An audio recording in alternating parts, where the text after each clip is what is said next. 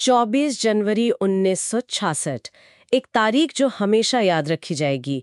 France के बर्फीले Alps पहाड़ और वहां एक विमान हादसा। जी, Air India flight 1001 Mont Blanc पर। हाँ, और उस हादसे में भारत ने एक ऐसे इंसान को खो दिया जिसने देश के वैज्ञानिक भविष्य की, कह सकते हैं, नींव रखी थी। बिल्कुल, डॉक्टर होमी जहांगीर भाभा। आज हम उन्हीं की बात करेंगे। डॉक्टर होमी जहांगीर भाभा, उनका जीवन, उनका काम, उनकी सोच। हमारे पास जो जानकारी है, जो स्रोत है, वो उनके बचपन से लेकर उनके बड़े वैज्ञानिक योगदानों और फिर भारत के परमाणु कार्यक्रम की स्थापना तक की पूरी कहानी बताते हैं। तो आज हम कोशिश करेंगे कि इन स्रोतों से वो अहम बातें निकालें और समझें कि भाभा की जो विरासत है वो आज भी क्यों इतनी मायने रखती है। और ये समझना बहुत जरूरी है क्योंकि देखिए, भाभा सिर्फ एक वैज्ञानिक नहीं थे, वो एक विजनरी थे, है ना? एक इंस्टीट्यूशन बिल्डर थे। हाँ, संस्था निर्माता। जी, उनकी कहानी सिर्फ गुजरे जमाने की बात नहीं है, ये भारत की आत्मनिर्भरता की कहानी है, खासकर साइंस और टेक्नोलॉजी के क्षेत्र में। और आज के समय में तो उनकी सोच, उनके बनाए संस्थान और भी ज्यादा प्रासंगिक हो गए हैं। तो फिर चलिए शुरू से शुरू करते हैं, उनके जन्म से। होमी जहांगीर भाभा जन्म हुआ 30 अक्टूबर 1909 को बॉम्बे में। जी, बॉम्बे, एक बहुत ही प्रतिष्ठित, पढ़े लिखे और संपन्न पारसी परिवार में। हाँ, उनके पिता जहांगीर हॉर्मुसजी भाभा जाने माने वकील थे और माँ मेहरबाई भाभा। माहौल काफी अच्छा था घर का, मतलब कला और शिक्षा को महत्व दिया जाता था। बिल्कुल, और ये दिलचस्प है कि बचपन से ही विज्ञान के साथ साथ उनकी गहरी रुचि कला में थी, शास्त्रीय संगीत में थी। हाँ, सुनाया उनके घर में लाइब्रेरी बहुत बड़ी थी और वो घंटों वहीं बिताते थे। शायद ये जो अलग अलग रुचियां थीं, उन्होंने उनके सोचने के तरीके को भी एक अलग आयाम दिया होगा। हो सकता है, क्योंकि अक्सर ऐसा होता है कि विविध रुचियां आपको प्रॉब्लम सॉल्विंग में मदद करती हैं। आप अलग अलग एंगल से सोचते हैं। और उनका आत्मविश्वास तो देखें, बहुत कम उम्र में, शायद टीनेज में ही उन्होंने अपने परिवार को चिट्ठी में लिखा था। हाँ, वो चिट्ठी काफी मशहूर है। उन्होंने लिखा, विज्ञान ही मेरा क्षेत्र है, मुझे पता है कि मैं यहाँ महान काम करूंगा। मतलब ये सिर्फ एक जोश नहीं था, एक कन्विक्शन थी।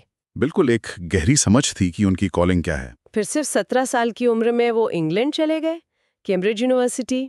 जी, कैम्ब्रिज। परिवार तो चाहता था कि वो मैकेनिकल इंजीनियरिंग पढ़ें। शायद उस वक्त ये ज्यादा सुरक्षित करियर लगता होगा। हाँ, उस जमाने के हिसाब से तो उन्होंने परिवार की बात रखी भी, इंजीनियरिंग शुरू की और पूरी भी की। लेकिन दिल कहाँ था? दिल तो हमेशा से सैद्धांतिक भौतिकी में था, थ्योरेटिकल फिजिक्स। तो जैसे ही इंजीनियरिंग की डिग्री पूरी हुई, वो फौरन फिजिक्स की दुनिया में कूद पड़े। और ये दिखाता है कि कैसे उन्होंने, मतलब जो व्यावहारिक जरूरतें थीं और जो उनका जुनून था, उसके बीच एक रास्ता निकाला। और ये भी है कि इंजीनियरिंग की जो समझ थी, उसने शायद बाद में उन्हें बड़े वैज्ञानिक प्रोजेक्ट्स को संभालने में मदद की होगी। अच्छा। हाँ, और फिर 1934 में उन्होंने कैम्ब्रिज से फिजिक्स में पीएचडी पूरी कर ली।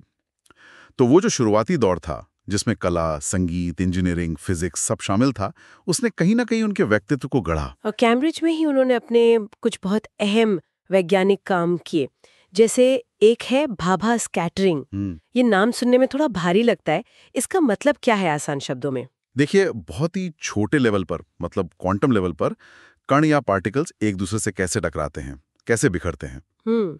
भाभा ने इलेक्ट्रॉन और उसके एंटी पार्टिकल पॉजिट्रॉन, जो बिल्कुल इलेक्ट्रॉन जैसा होता है, बस चार्ज उल्टा होता है, उनके बीच जब टक्कर होती है तो क्या होता है, इसकी सटीक गणितीय व्याख्या की, मैथमेटिकल एक्सप्लेनेशन। अच्छा। ये सिर्फ कोई एक समीकरण नहीं था, ये उस वक्त क्वांटम इलेक्ट्रोडायनामिक्स, जिसे QED कहते हैं, QED, हाँ, उसकी शुरुआत हो रही थी। QED वो थियरी है जो बताती है कि लाइट और मैटर, यानी प्रकाश और पदार्थ, कैसे इंटरैक्ट करते हैं। आज की ज्यादातर टेक्नोलॉजी इसी पर आधारित है। तो भाभा स्कैटरिंग ने इस फील्ड की बुनियाद रखने में मदद की। और उनका एक और बड़ा योगदान कॉस्मिक किरणों से जुड़ा है, भाभा हाइटलर थ्योरी। ये क्या थी? कॉस्मिक किरणें वो होती हैं जो अंतरिक्ष से आती हैं, बहुत ज्यादा एनर्जी वाले पार्टिकल्स। जी। तो जब ये हमारे वायुमंडल, हमारे एटमॉस्फेयर से टकराती हैं, तो क्या होता है? भाभा और उनके सहयोगी वॉल्टर हाइटलर ने मिलकर समझाया कि इस टक्कर से कणों की एक पूरी बौछार पैदा होती है, जिसे शावर कहते हैं। इसमें मुख्य रूप से इलेक्ट्रॉन्स और पॉजिट्रॉन्स बनते हैं। अच्छा, एक तरह का चेन रिएक्शन जैसा। हाँ, कुछ वैसा समझ सकते हैं। और ये थ्योरी हमें समझने में मदद करती है कि ये हाई एनर्जी पार्टिकल्स कैसे बिहेव करते हैं और धरती पर इनका क्या असर होता है। ये आज भी पार्टिकल फिजिक्स में, एस्ट्रोफिजिक्स में इस्तेमाल होती है। और कहते हैं कि वो सिर्फ थियरी पर ही काम नहीं करते थे, मतलब प्रैक्टिकल भी थे। कॉस्मिक किरणों पर रिसर्च के लिए वो खुद पहाड़ों पर जाते थे। बिल्कुल बिल्कुल, ये उनके प्रैक्टिकल अप्रोच को दिखाता है। वो जानते थे कि अच्छा डेटा चाहिए तो सही जगह, सही माहौल में एक्सपेरिमेंट करना होगा। ऊंची जगह पर क्यों? क्योंकि पहाड़ों पर वायुमंडल की परत पतली होती है, घनत्व कम होता है, तो कॉस्मिक किरणों का असर ज्यादा साफ तरीके से स्टडी किया जा सकता है नीचे जमीन के मुकाबले। तो ये दिखाता है कि उनमें जुनून भी था और वैज्ञानिक सटीकता की समझ भी थी। काम सिर्फ कागज पर नहीं था, जमीन से जुड़ा था। लेकिन फिर यूरोप में हालात बदलने लगे। 1939 आ गया, दूसरा विश्व युद्ध शुरू हो गया। जी, माहौल बहुत खराब हो गया था। तो भाभा को कैम्ब्रिज छोड़कर भारत वापस आना पड़ा।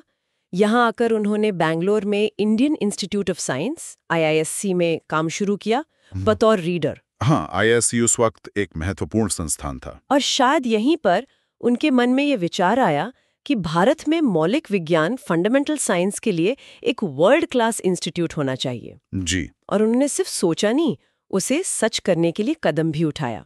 उन्होंने सर दोराबजी टाटा ट्रस्ट को एक चिट्ठी लिखी, बहुत प्रभावशाली चिट्ठी। हाँ, वो पत्र तो ऐतिहासिक है। उसमें उन्होंने जो तर्क दिए थे वो बहुत मजबूत थे। उन्होंने कहा कि भाई भारत में प्रतिभा की कोई कमी नहीं है, कमी है तो सही माहौल की, सही सुविधाओं की, संसाधनों की।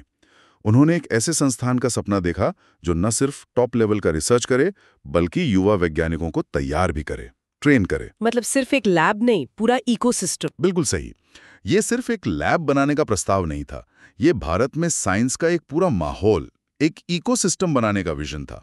और शायद यही उनका असली जीनियस था, ये संस्था निर्माण की सोच। और टाटा ट्रस्ट ने उनके इस विजन को पहचाना, उसका समर्थन किया और 1 जून 1945 को बॉम्बे में Tata institute of fundamental research यानी टिफर की स्थापना हुई। जी, टिफर। शुरुआत तो बहुत छोटे स्केल पर हुई थी। भाभा का जो पुराना बंगला था केनिलवर्थ, वहीं से काम शुरू हुआ। लेकिन टिफर की स्थापना एक मील का पत्थर थी। इसने भारत के परमाणु कार्यक्रम की नींव रखी। यहीं से निकले हुए वैज्ञानिक, इंजीनियर बाद में भारत के न्यूक्लियर एनर्जी प्रोग्राम का आधार बने। तो भाभा ये समझ रहे थे कि अगर देश को आत्मनिर्भर बनना है, हाँ, तो उसे मौलिक विज्ञान में, फंडामेंटल साइंस में निवेश करना होगा। सिर्फ टेक्नोलॉजी बाहर से लाने से काम नहीं चलेगा, हमें खुद क्रिएट करना होगा। टिफर उसी सोच का नतीजा था, एक ऐसी जगह जहां विज्ञान अपने सबसे ऊंचे स्तर पर पहुंच सके। टिफर के बाद भाभा का ध्यान पूरी तरह से भारत के अपने परमाणु ऊर्जा कार्यक्रम पर गया। उन्होंने इसका पूरा खाका तैयार किया। जी, पूरी योजना। कुछ बड़े कदम देखें तो 1948 में परमाणु ऊर्जा आयोग, एटॉमिक एनर्जी कमीशन यानी AEC का गठन हुआ और भाभा इसके पहले अध्यक्ष बने। हाँ, चेयरमैन। फिर 1954 में एक अलग ही विभाग बना दिया गया, परमाणु ऊर्जा विभाग, department of atomic energy, DAE, और ये सीधे प्रधानमंत्री कार्यालय के तहत था। जी, ये बहुत महत्वपूर्ण था। इसका मतलब था कि सरकार इसे कितनी गंभीरता से ले रही है, और भाभा इसके सचिव बने, सेक्रेटरी। और इसी दौरान मुंबई के पास ट्रॉम्बे में भारत का मुख्य परमाणु अनुसंधान केंद्र, परमाणु ऊर्जा प्रतिष्ठान यानी AEET की नींव रखी गई। AET, हाँ, जिसे बाद में उनके सम्मान में भाभा परमाणु अनुसंधान केंद्र, बार्क नाम दिया गया। बार्क। ये सब भाभा की दूरदर्शिता थी। वो समझ रहे थे कि आजाद भारत को ऊर्जा चाहिए होगी, विकास के लिए ऊर्जा जरूरी है और परमाणु ऊर्जा इसमें एक अहम भूमिका निभा सकती है। लेकिन ये सिर्फ बिजली बनाने की बात नहीं थी, ये टेक्नोलॉजी पर मास्टरी हासिल करने की बात थी, अपनी वैज्ञानिक क्षमता विकसित करने की बात थी और दुनिया में भारत की एक जगह बनाने की बात थी। और उस वक्त के प्रधानमंत्री नेहरू का भी इसमें बड़ा योगदान रहा। कहते हैं नेहरू उन्हें सिर्फ वैज्ञानिक नहीं बल्कि एक राष्ट्र निर्माता के तौर पर देखते थे। बिल्कुल। नेहरू ने भाभा की काबिलियत को पहचाना और उन्हें पूरी छूट दी, पूरा समर्थन दिया। ये विश्वास बहुत जरूरी था इतने बड़े और महत्वाकांक्षी कार्यक्रम को आगे बढ़ाने के लिए। हाँ, ये विश्वास शायद योजनाओं को तेजी से लागू करने में मददगार रहा होगा। निश्चित रूप से। नेहरू का समर्थन तो था ही, लेकिन भाभा की अपनी लीडरशिप, उनका स्पष्ट विजन, उनकी मेहनत, उसी ने इन संस्थानों को हकीकत बनाया। उन्होंने सिर्फ वैज्ञानिक ढांचा नहीं खड़ा किया, बल्कि प्रशासनिक ढांचा भी बनाया, जो इतने बड़े प्रोग्राम को चलाने के लिए जरूरी था। ये भारत के लिए एक बहुत बड़ा स्ट्रेटेजिक इन्वेस्टमेंट था और इसके फायदे हमें आज तक मिल रहे हैं। और भाभा का कद सिर्फ भारत तक ही सीमित नहीं रहा, वो अंतर्राष्ट्रीय स्तर पर भी पहचाने जाने लगे थे। 1955 में जिनेवा में एक बहुत बड़ा सम्मेलन हुआ था परमाणु ऊर्जा के शांतिपूर्ण उपयोग पर। जी, peaceful uses of atomic energy, पहला बड़ा अंतर्राष्ट्रीय सम्मेलन इस विषय पर। और उसकी अध्यक्षता किसने की? डॉक्टर भाभा ने। ये उनके बढ़ते अंतर्राष्ट्रीय प्रभाव का एक बड़ा सबूत था। और ये उस समय के माहौल को देखें तो और भी ज्यादा महत्वपूर्ण है। दुनिया कोल्ड वॉर के दौर में थी। न्यूक्लियर पावर का मतलब अक्सर न्यूक्लियर हथियार समझा जाता था। हाँ, डर का माहौल था। बिल्कुल। ऐसे में भारत का और भाभा का इस सम्मेलन का नेतृत्व करना और परमाणु ऊर्जा के शांतिपूर्ण उपयोगों पर जोर देना, ये एक बहुत शक्तिशाली संदेश था। ये विकासशील देशों के लिए परमाणु तकनीक के पॉजिटिव एस्पेक्ट्स को सामने लाने की एक कोशिश थी। लेकिन ये सब आसान नहीं रहा होगा। भारत तब एक नया आजाद हुआ देश था, संसाधन सीमित थे। हाँ, चुनौतियां बहुत थी। इतना बड़ा, इतना महंगा कार्यक्रम, इसके लिए पैसा जुटाना, टेक्नोलॉजी हासिल करना, ट्रेन्ड लोग तैयार करना, ये सब बहुत मुश्किल रहा होगा। यकीनन। और फिर अंतर्राष्ट्रीय दबाव भी तो होगा, संदेह भी होगा, खासकर पश्चिमी देशों से। बिल्कुल। तकनीकी और वित्तीय बाधाएं तो थी ही, साथ में राजनीतिक और कूटनीतिक चुनौतियां भी थीं। दुनिया को, खासकर बड़ी ताकतों को, ये यकीन दिलाना था कि भारत का इरादा परमाणु ऊर्जा का इस्तेमाल विकास के लिए है, विनाश के लिए नहीं। इसमें उनकी जो अपनी वैज्ञानिक साख थी, उनकी जो पर्सनैलिटी थी, उसने भी जरूर भूमिका निभाई होगी। और वो हमेशा इस बात पर जोर देते रहे कि परमाणु ऊर्जा का इस्तेमाल हथियारों के लिए नहीं, बल्कि शांति और विकास के लिए होना चाहिए, भारत की तरक्की के लिए होना चाहिए। जी हाँ, बिजली बनाने से लेकर खेती में पैदावार बढ़ाने, बीमारियों के इलाज में मदद करने, उद्योगों को आधुनिक बनाने तक उनका नजरिया बहुत व्यापक था। वो इसे सिर्फ लैब की चीज नहीं मानते थे। नहीं, बिल्कुल नहीं। वो इसे आम आदमी की जिंदगी बेहतर बनाने का एक टूल, एक जरिया मानते थे। वही विज्ञान समाज के लिए वाली सोच। लेकिन फिर वो दुखद दिन आया, 24 जनवरी 1966।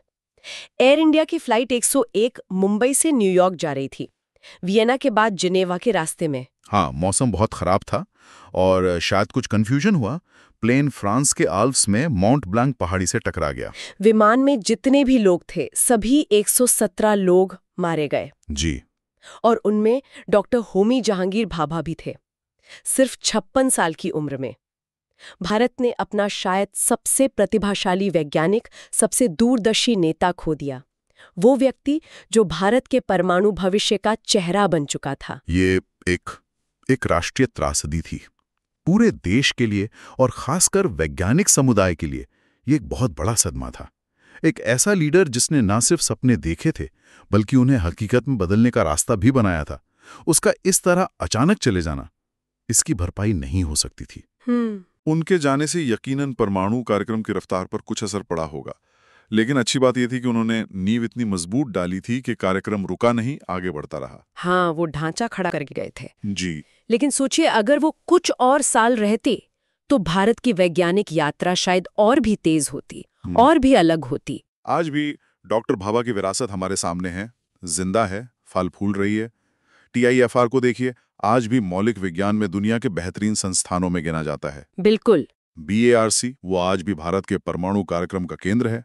और पूरा परमाणु ऊर्जा कार्यक्रम, चाहे वो बिजली उत्पादन हो या मेडिकल फील्ड में उपयोग या कृषि में, ये सब उन्हीं की सोच का नतीजा है। जी हाँ, उन्हीं की देन है। उन्हें 1954 में पद्म भूषण से भी सम्मानित किया गया था, देश के प्रति उनकी सेवाओं के लिए। लेकिन सम्मानों से भी आगे बढ़कर उनकी असली पहचान क्या मानी जाए? मेरे ख्याल से उनकी असली पहचान है भारत को वैज्ञानिक और तकनीकी तौर पर आत्मनिर्भर बनाने का उनका सपना, उनका अटूट विश्वास और उस सपने को सच करने के लिए किए गए उनके जबरदस्त प्रयास। वो सिर्फ नकल करने में यकीन नहीं रखते थे, वो चाहते थे कि भारत ज्ञान पैदा करे, नई टेक्नोलॉजी बनाए, दुनिया में आगे रहे। आत्मनिर्भरता। हाँ, वो आत्मविश्वास और आत्मनिर्भरता की सोच, मेरे हिसाब से वही उनकी सबसे बड़ी विरासत है। तो उनकी कहानी से हम क्या सीख सकते हैं? शायद यही कि विज्ञान सिर्फ किताबों या लैब तक सीमित नहीं है। ये समाज को बदलने का, देश को बनाने का और एक बेहतर भविष्य की नींव रखने का एक बहुत शक्तिशाली जरिया है। और उनकी ये सोच, उनका ये विजन आज भी उतना ही जरूरी है, बल्कि शायद आज के समय में और भी ज्यादा जरूरी है। जब हम एनर्जी सिक्योरिटी की बात करते हैं, क्लाइमेट चेंज की चुनौतियों को देखते हैं, सस्टेनेबल डेवलपमेंट की बात करते हैं, तब वैज्ञानिक आत्मनिर्भरता और शांतिपूर्ण कामों के लिए टेक्नोलॉजी का इस्तेमाल करने की उनकी सोच हमें रास्ता दिखा सकती है। तो ये थी डॉक्टर होमी जहांगीर भाभा के जीवन और उनके काम पर हमारी एक गहरी नज़र। एक वैज्ञानिक, एक संस्थान निर्माता, एक दूरदर्शी नेता और सही मायनों में एक राष्ट्र निर्माता की कहानी। हमने उनके शुरुआती जीवन से लेकर उनके अहम वैज्ञानिक योगदान, भारत के परमाणु कार्यक्रम को दिशा देने में उनकी भूमिका और उनकी स्थायी विरासत को समझने की कोशिश की, जो भी स्रोत हमारे पास उपलब्ध थे उनके आधार पर। इस पूरी चर्चा के बाद एक सवाल मन में आता है, शायद हमारे सुनने वाले भी इस पर सोच सकते हैं। भाभा ने परमाणु ऊर्जा के शांतिपूर्ण उपयोग पर बहुत जोर दिया था। आज की दुनिया में जहां एक तरफ ऊर्जा की जरूरतें बेतहाशा बढ़ रही हैं, वहीं दूसरी तरफ परमाणु तकनीक से जुड़े सुरक्षा के सवाल भी हैं, प्रसार के खतरे भी हैं। हाँ, ये दुविधा तो है। तो ऐसे में भाभा की वो शांतिपूर्ण परमाणु वाली दृष्टि कितनी व्यावहारिक है, और ये जो संतुलन है ऊर्जा सुरक्षा और वैश्विक सुरक्षा के बीच, इसे कैसे साधा जा सकता है, ये एक बड़ा सवाल है। आज भी मैं होमी जहांगीर भाभा पर हुई ये विस्तृत चर्चा आपको जानकारीपूर्ण लगी होगी, दिलचस्प लगी होगी। अगर आपको ये जानकारी उपयोगी लगी तो इसे अपने साथियों और दोस्तों के साथ जरूर साझा करें। जी, आज के लिए बस इतना ही। धन्यवाद। फिर मिलेंगे एक और ज्ञानवर्धक विषय के साथ।